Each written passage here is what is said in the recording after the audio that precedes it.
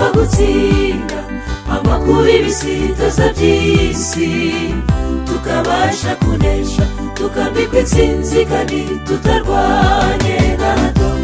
Birahagije gusa twizere izina ryawe, kuko niho tubonera intsinzi.